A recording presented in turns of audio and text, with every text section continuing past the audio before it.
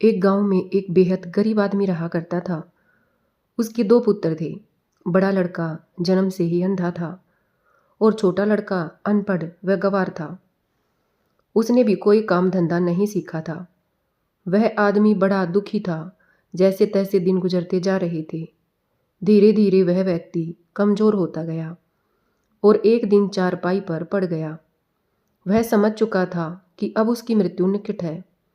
उसने दोनों लड़कों को अपने पास बुलाया और छोटे लड़के के हाथ में बड़े लड़के अंधे का हाथ देकर बोला, बेटा, इसका हाथ कभी मत छोड़ना, इससे संबंध कभी नहीं तोड़ना, चाहे तुमको भीख मांगकर गुजारा करना पड़े।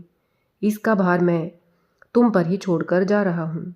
छोटे लड़के ने वादा किया, पिताजी, मैं कभी भी बड़े भाई का हाथ नहीं छोड़ूंगा, चाहे कितने ही दुख संकट क्यों ना आ जाएं।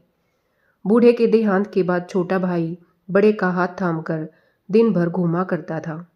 जो भी भीख मांगकर मिलता था पहले बड़े भाई को खिलाता, फिर खुद खाया करता था। इसके अलावा वो कर भी क्या सकता था। हालत बहुत ही खराब थी, फिर भी वह अपने बड़े भाई का पूरा ध्यान रखता था। वह बड़ी मुश्किल से अपने दिन बिता रहा था। अक्सर वह सारे गांव का चक्कर लगाता, लेकिन उसे भीख नहीं मिलती तो भूखा ही रह जाया करता था। धीरे धीरे भूख और तंगी के कारण छोटा भाई इतना परेशान हो गया कि अपने बड़े भाई के प्रति अपने पिता से किया गया वादा तोड़ने की सोचने लगा। एक दिन उसने अपने मन में सोचा, इस प्रकार तो वह कभी भी सुख नहीं पा सकेगा और कब तक वह यूं अंधे भाई का हाथ पकड़कर साथ निभाता रहेगा। खुद को तो खाने को मिलता नहीं, इसे रोज रोज कहाँ से लाकर खिलाऊं। उसने निश्चय किया, अब उसे इस अंधे भाई से छुटकारा पा ही लेना चाहिए। एक दिन वह अपने अंधे भाई को बहुत घने जंगल में ले गया। वहां पर कोई भी आता जाता नहीं था। वो उसे एक वृक्ष के पास लेकर गया और बड़ी सी रस्सी लेकर उसे वृक्ष के तने से बांध दिया और समझाता हुआ बोला, भाई, मैं तेरे बंधन जल्दी ही आकर खोलूंगा। इतना कहकर छोटा भाई वहां से चंपत हो गया। वो उसको इस प्रकार वन में छोड़कर भागा जैसे बहुत बड़ी मुसीबत से छुटकारा पा गया हो। बड़े भाई को इस बात का पता नहीं था कि छोटे भाई अब लौटकर नहीं आएगा। वह अपने छोटे भाई का इंतजार करने लगा, परंतु जब बंधे बंधे काफ़ी देर हो गई और छोटा भाई लौटकर नहीं आया तो उसे चिंता होने लगी। वह समझ गया कि उसका छोटा भाई धोखे से उसको इस घने जंगल में बांधकर छोड़ गया है और वह अब लौटकर नहीं आएगा। वह जोर जोर से रोने लगा, क्योंकि रात में सभी ओर से जंगली जानवरों की आवाज़ें सुनाई दे रही थी। वह डर के मारे कांपने लगा। फिर अचानक उसे ध्यान आया कि वह अपने साथ एक छुरा भी लाया है। अंधे ने अपने बंधनों को छुरे से काट डाला और फौरन वृक्ष पर चढ़ गया और वृक्ष की सबसे ऊंची शाखा पर जाकर बैठ गया। थोड़ी देर के बाद अंधे को महसूस हुआ जैसे जंगली जानवर उसी वृक्ष के नीचे आकर इकट्ठा हो रहे हैं। जो भी पशु वहां पर आता अपनी अपनी कथा सुनाता था। एक जानवर बोला, चीते, कोई नई बात बतलाओ। चीता बोला, अच्छा प्यारे भाइयों, सुनो, आओ बैठो, मैं तुम्हें एक नई बात बताता हूँ। सब इकट्ठे हो गए। तब चीता बोला, भाई, नई बात यह है कि हम जिस वृक्ष के नीचे बैठे हैं, अगर कोई अंधा इस वृक्ष की जरा सी छाल छील कर उसका रस अपनी ज्योतिहीन आंखों में डाल ले तो उसकी आंखों की ज्योति लौट आएगी और उसे एक नया जीवन मिलेगा। अंधा भाई जो वृक्ष की सबसे ऊंची शाखा पर बैठा था, चीते की बात को बड़े ध्यान से सुन रहा था। वह चीते की इस भेदपूर्ण बात को सुनकर बहुत खुश हुआ। उसने फौरन छुरा निकाला और उस वृक्ष की थोड़ी सी मुलायम छाल काटकर कुचलकर उसका रस अपनी आंखों में डाल दिया। आंखों में रस पड़ते ही अंधेरा दूर हो गया। अंधे भाई को ऐसा लगा जैसे उसकी दुनिया ही बदल गई हो। उसकी आंखों की खोई हुई ज्योति लौट आई थी। उसको नया जीवन प्राप्त हुआ था। वह बहुत खुश था। अब वह देख सकता था। इसी बीच धीरे धीरे उस वृक्ष के नीचे कई और भयानक जानवर आकर इकट्ठे हो गए थे। एक पशु बोला, भेड़िए भाई, अब तुम भी कोई नई बात सुनाओ, परंतु जो भी तुम बतलाओ उसमें झूठ का पुट बिल्कुल नहीं होना चाहिए। भेड़िया बोला कि मैं तुम लोगों को एक रहस्य की बात बताता हूँ। जंगल के बाहर एक नगर है। वहाँ के लोग रहस्यपूर्ण ढंग से कुबड़े और कुरूप हो गए हैं। किसी को भी नहीं मालूम कि इस परिवर्तन का क्या कारण है। एक दिन सुबह जब वे सोकर उठे तो उन्होंने अपने आप को इस रूप में पाया। उनसे कुछ भी काम धाम नहीं होता है। वह चुपचाप पड़े रहते हैं। उनकी जो भी संतान होती है मर जाती है। पीढ़ी भाई, इस मुसीबत से छुटकारा पाने का क्या उपाय है? यह एक भेद की बात है जिसे मेरे सिवाय कोई नहीं जानता।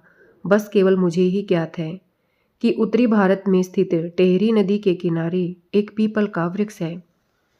उस वृक्ष के कोटर में एक काला सांप रहता है। अगर कोई व्यक्ति उस शहर का दूध उस सांप को पिला दे तो वह सांप उस शहर को छोड़कर चला जाएगा और वहाँ के निवासी फिर से अपने वास्तविक रूप में आ जाएंगे। उनका कुबड़ापन भी चला जाएगा और उनकी संतान भी जीवित रहेगी।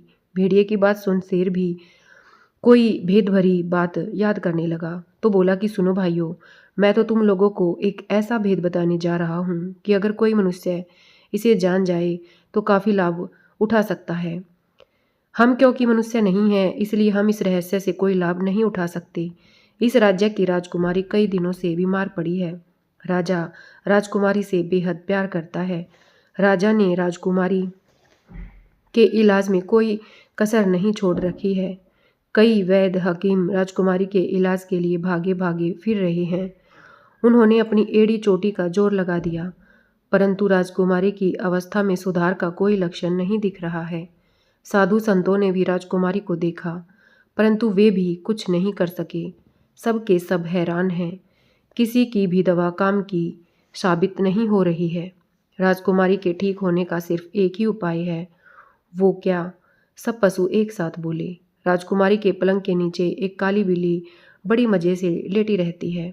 वह किसी से कुछ नहीं कहती, किसी को भी उसकी उपस्थिति का पता नहीं है। अगर कोई व्यक्ति उस बिल्ली को वहाँ से बाहर फेंक दे तो राजकुमारी उसी समय ठीक हो जाएगी। बात समाप्त होते ही सारे जो जानवर थे वो बोल उठे कि वाह जंगल के राजा शेर, तुमने तो बहुत अच्छी बात बताई। ये तो सबसे अलग है। अगर हम भी मनुष्य होते तो निश्चय ही इस रहस्य का लाभ उठाते। इसी प्रकार बातें करते करते सवेरा होने लगा। एक एक कर सभी जानवर वहाँ से उठकर जाने लगे। बड़ा भाई जो वृक्ष की सबसे ऊंची शाखा पर बैठा हुआ पशुओं की बातें बराबर सुन रहा था, अब उसकी आंखें देख सकती थी। उसने जब देखा कि सारे जानवर वहाँ से चले गए तो वह नीचे उतर आया। पहले वह उसी नगर की तरफ चल पड़ा जहाँ पर रहस्यपूर्ण रूप से परिवर्तन वाली घटना घटी थी। वहाँ लोग अपने इस परिवर्तन से दुखी थे। उनसे कोई काम धंधा नहीं हो पाता था, इसीलिए अनाज की भी कमी होने लगी थी। वह जल्दी जल्दी चलकर जंगल से बाहर निकल गया और उस नगर में प्रवेश किया जहाँ पर उसने कुरूप एवं कुबड़े हुए लोगों को देखा। उसने लोगों से पूछा कि ए नगरवासियों, तुम्हारे कुबड़े एवं कुरूप होने का क्या कारण है? उन्होंने कहा, भाई कुछ पता नहीं, यह कैसी बीमारी है। एक दिन जब हम सोकर उठे तो हमने अपने आप को इस रूप में पाया। हमारी संतान भी जीवित नहीं रहती। बड़ा भाई बोला, अगर मैं तुम्हारी समस्या हल कर दूं तो तुम मुझे इसकी क्या कीमत दोगे? उन लोगों में से एक व्यक्ति बोला, अगर तुम नगरवासियों को इस भयानक एवं आश्चर्यजनक रोग से मुक्त करा दो तो इससे ज़्यादा खुशी की बात क्या हो सकती है। सारी जनता दुखी है। तुम्हें जितना धन चाहिए ले जा सकते हो। बड़ा भाई बोला, अच्छा, अब तुम लोग अपने घरों को लौट जाओ। कल सुबह तक तुम सभी रोग से मुक्त हो जाओगे। वे लोग उससे काफ़ी हद तक प्रभावित हो चुके थे। उन्हें आश्चर्य भी हो रहा था कि यह लड़का किस प्रकार उन्हें इस भयानक रोग से मुक्ति दिला सकता है। यही सोचते हुए वे अपने घरों को लौटने लगे। जब सभी लौट गए तो उसने एक बड़े से बर्तन में बाजार से दूध लिया और उत्तर की ओर बढ़ने लगा और चलते चलते शाम तक वो टेहरी नदी के तट पर पहुंच गया। उसी नदी के किनारे उसे पीपल का वृक्ष भी दिखाई दिया। उस पीपल के वृक्ष को देखते ही वह समझ गया कि यही वह पीपल का वृक्ष है। उस वृक्ष के नीचे दूध का बर्तन रखकर हाथ जोड़कर बैठ गया। थोड़ी देर बाद एक काला सांप वृक्ष के कोटर में से निकला और नीचे उतरने लगा। सांप ने सारा दूध पिया और फिर एक तरफ चल दिया। लड़के ने भी सांप को जाते देखा और प्रसन्न हो उठा। वह वापस शहर की ओर चल पड़ा। सुबह तक लगातार चलते चलते वो फिर शहर के मध्य जा पहुंचा। लोग सोकर उठने लगे थे और अपने वास्तविक रूप में थे। उनका कुरूप एवं कुबड़ापन दूर हो चुका था। जनता खुश हो रही थी। उन्होंने लड़के का बहुत स्वागत सत्कार किया। लड़का भी मनवांछित धन ले वहां से चल पड़ा। चलते चलते वह उस नगर के राजमहल में पहुंचा जहां पर राजकुमारी कई दिनों से मूर्छित पड़ी थी। राजमहल के द्वार पर संतरी खड़ा था। उसने संतरी से पूछा, संतरी जी, तुम सब इतने उदास क्यों हो? क्या कोई बहुमूल्य वस्तु खो गई है या राज पर कोई विपत्ति आनी पड़ी है? संतरी बोला, क्या तुम्हें मालूम नहीं है, राजकुमारी कई दिनों से बीमार है। वैद्य हकीम लाख यत्न कर हार गए, उनसे भी बीमारी का इलाज नहीं हो पाया। राजकुमारी पल पल मृत्यु से जूझ रही है। राजा के साथ साथ जनता भी दुखी है। लड़का बोला, अगर मैं तुम्हारी राजकुमारी को ठीक कर दूं तो क्या तुम मुझे जो मैं चाहूँगा वो मुझे मिलेगा? तब राजा से पूछो, यह उस संतरी ने उससे कहा। तभी वैद्य हकीम साधु संत वहां आकर खड़े हो गए और लड़के से बोले, मूर्ख क्या कह रहा है? क्या तुम्हें अपनी जान का भी डर नहीं है? अगर तू राजकुमारी को ठीक नहीं कर पाया तो अपनी जान से हाथ धो बैठेगा। जिस मर्ज का इलाज हम जैसे बड़े बड़े विद्वान न कर सके, उसका तू मूर्ख बालक क्या इलाज करेगा? जा, भाग जा। लड़के उनकी बात सुनकर वह लड़का मुस्कुराने लगा और बोला, एक बार मुझे राजकुमारी तक पहुंचा दो और मुझे देख लेने दो कि वो किस हालत में पड़ी है। राजमहल के द्वार पर शोर सा मच गया। तभी राजा के कानों में ये खबर पहुंची। उसने कहा कि लड़के को अंदर ले आओ। जब लड़का अंदर पहुंचा तो राजा बोला, ए भोले भाले लड़के, इतना बढ़ चढ़कर बात मत कर। जानता है, अगर तू राजकुमारी को ठीक नहीं कर पाया तो मारा जाएगा। क्या तुम्हें अपने प्राणों का भी भय नहीं है? लड़का बोला, महाराज, मुझे एक अवसर तो दीजिए। राजे ने कहा कि ठीक है, अगर तुम असफल रहे तो मार दिए जाओगे। लड़का बिल्कुल निडर था। कहने लगा, मुझे यह भी मंजूर है, परंतु अगर मैंने राजकुमारी को ठीक कर दिया तो क्या आप मेरी शादी उससे कर देंगे? राजा पल भर सोचता रहा, फिर बोला, अच्छा, तुम अभी अंदर चलकर देखो। जब वो लड़का कमरे के अंदर गया तो राजकुमारी को बेहोशी की हालत में एक मुलायम बिस्तर पर लेटे देखा। लड़के ने सब लोगों को कमरे से बाहर निकाल दिया जो उसके साथ साथ वहां चले आए थे। लड़के ने कमरे का दरवाज़ा बंद कर दिया और पलंग के नीचे टटोलने लगा। नीचे एक बड़ी सी बिल्ली चुपचाप बैठी थी। लड़के ने उस बिल्ली को उठाकर खिड़की से बाहर फेंक दिया। तभी राजकुमारी चौंक कर उठ बैठी। उसको ऐसा लगा जैसे वो सोते से जागी हो और उसे कुछ नहीं हुआ हो। सब लोग राजकुमारी के उठने का समाचार जान कमरे में घुस गए। राजा रानी राजकुमारी को देख फूले न समाये। राजकुमारी ने आश्चर्य से पूछा, क्या बात है, मुझे क्या हो गया था? राजा ने बताया कि बेटी, तुम्हें अजीब तरह की बीमारी थी जो किसी से भी ठीक नहीं हो पाई। तब इस लड़के ने आकर तुम्हें इस बीमारी से छुटकारा दिलवाया और तुम्हारी जान बचाई, परंतु उसकी एक शर्त थी, अगर यह तुमको ठीक कर देगा तो तुम इसकी हो जाओगी, यह तुमसे शादी कर लेगा। राजा इतना कह चुप हो गया। राजकुमारी भी लड़के के गुण व रूप देखकर मुग्ध हो गई। राजा ने बड़ी धूमधाम से उनकी शादी करवा दी। भिखारी लड़का राजकुमार बन गया। राजकुमारी सदा के लिए उसकी हो गई। एक दिन वह राजकुमारी के साथ घोड़ा गाड़ी में बैठ घूमने के लिए निकला। मार्ग में उसे अपना भाई पैदल घूमता हुआ दिखाई दिया। उसने गाड़ी रुकवा कर उसके पास जाकर कहा, अरे भले आदमी, तुम यहाँ पैदल क्यों घूम रहे हो? उसने कहा, तुम्हें इससे क्या? राजकुमार ने पूछा, तुम्हारा कोई भाई भी था? हाँ हाँ था, एक अंधा भाई। उसको क्या हो गया? वह कहाँ है? वह शायद मर गया। यह उत्तर सुन वो बोला, मैं ही हूँ वो तुम्हारा अंधा भाई, जिसे तुमने मरने के लिए घने जंगल में एक वृक्ष के से बांध दिया था। मैं तो अभी तुम्हें फांसी पर चढ़ा सकता हूँ, परंतु मैं तुम्हारे जैसा नीच नहीं जो तुमसे बदला लूँ।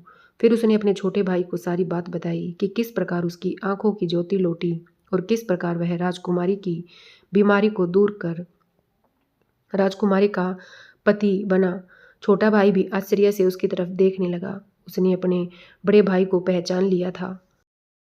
जब बड़ा भाई वहां से चला गया तब उसने भी सोचा कि क्यों ना मैं भी पशुओं की बातें सुन लाभ उठाऊं। उसी रात वह जंगल में जाकर उसी वृक्ष पर चढ़कर बैठ गया। धीरे धीरे जंगल के पशु आकर उस वृक्ष के नीचे एकत्रित हो गए। चीता बोला, आज की नई बात तो यह है कि एक अंधा न जाने कब इस वृक्ष पर चढ़ कर बैठा था। उसने हमारी सारी बातें सुन ली और अपनी आंखें ठीक कर ली और आराम से यहाँ से चला गया। तभी भेड़िया बोला कि हाँ, वो पहले उसी नगर में गया जहाँ वह रहस्यपूर्ण बीमारी हुई थी। उसने काले सांप को दूध पिलाकर लोगों को ठीक कर दिया।